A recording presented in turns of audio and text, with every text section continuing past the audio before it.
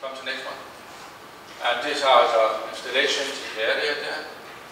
And there are 115,000 kilowatt installed wind, and there's 35,000 CHP, and that is together that brings the 100% renewable supply. And just to quickly here we see the different types: biomass for heating, biomass, geothermal, waste heat for incineration, wind power, and there's come here what is a new, what's a wind power management. It's wind power management, that is what you saw before. And this is already mentioned, I think, here. No, there's one point here. This is what we discussed also. Biomass will function as backup storage when wind and solar is not sufficient to cover the need for electricity and heating.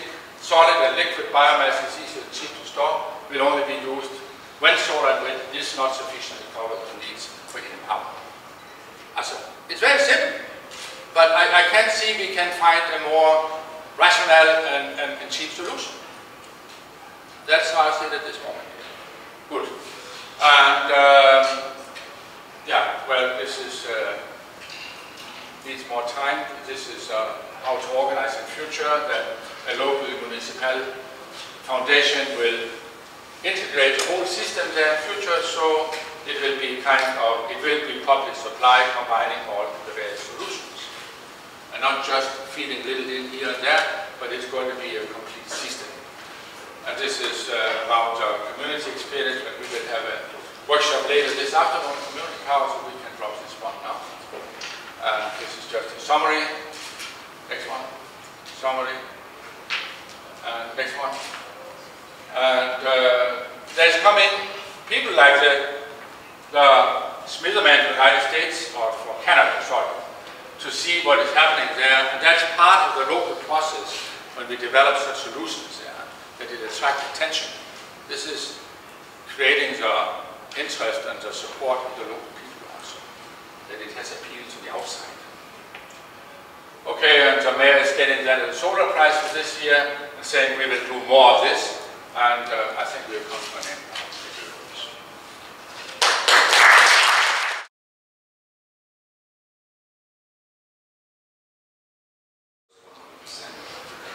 Yeah, well, when I saw stage 3 in your development, what we do is nearly the same, because there is a little fraction at the end where we cannot supply ourselves. Yeah. This is in the case here what I've shown on one of the slides there, that when we are in the summer, we have plenty of hot water and storage.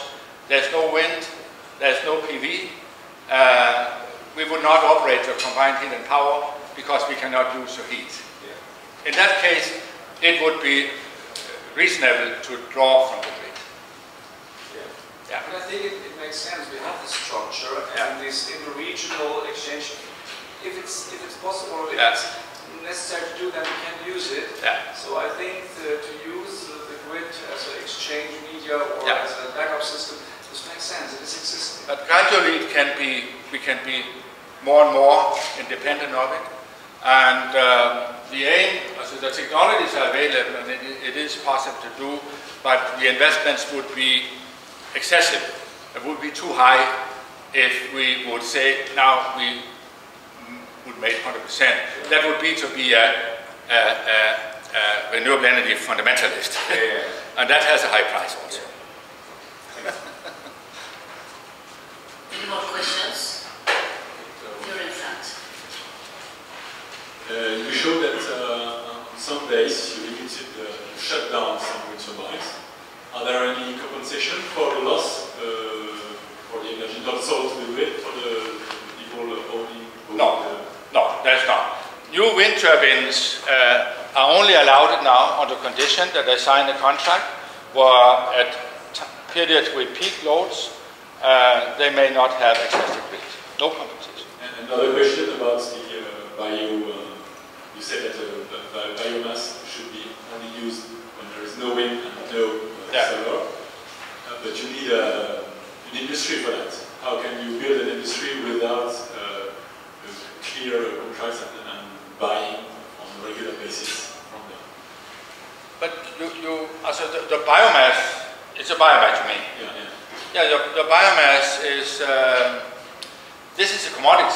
This is something you can buy in the market. You need people to supply it. How can you have an industry without a clear... Yeah, well, I think that will be like in many other sectors. We could compare to the agriculture. There's also fluctuations there. Yeah. And if this one of these power stations, they don't need, because of much wind, much sun, they don't need the biomass. This means that forest owners, they sell less.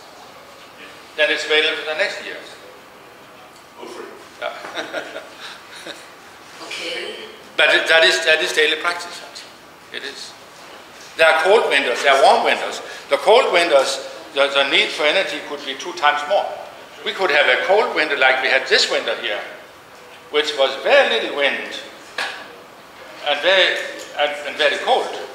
There would be a high need for the biomass. So it's you've got the arrangement.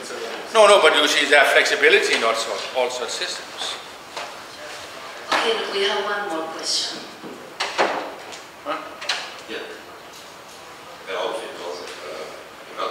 Just one question. How do you see the future of communities and countries and large regions running on 100% renewables and also with electric cars and so on? How do you see what are the problems, the financial, technological problems that you can visualize? Now, I did not mention much about this local community with the 50,000 people, but this has been built up over many years.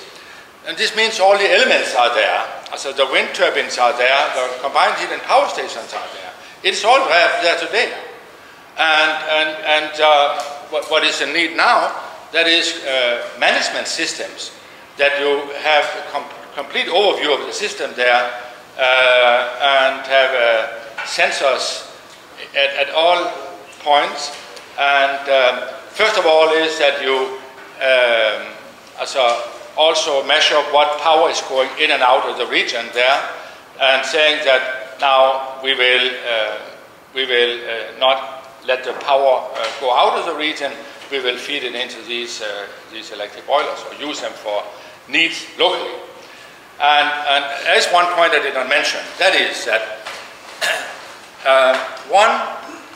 at this market here, selling to Sweden and to Norway, the price can easily be down to 1 cent, 1 euro cent. But when we replace natural gas or other fuels in the heating system, when we replace this in the heating system, the value of the electricity will never be less than the cost of the fuel that is replaced. And that's not 1 cent, that is 6, 7, 8 cents. That is the cost of the fuel. But this is not a problem for the wind turbine owner. That is a problem for the system operator, because the wind turbine owner is getting a guaranteed price when delivering to the grid. But the grid operator, this is was also here, but I did not show that in detail. Time didn't allow for that. But the grid operator has a problem. And it's the grid operator that will stop the wind turbines when there's too much, or sell it to other countries. And the grid operator has a special interest in selling it to the heat market, or other market that can pay a fair price. But I think that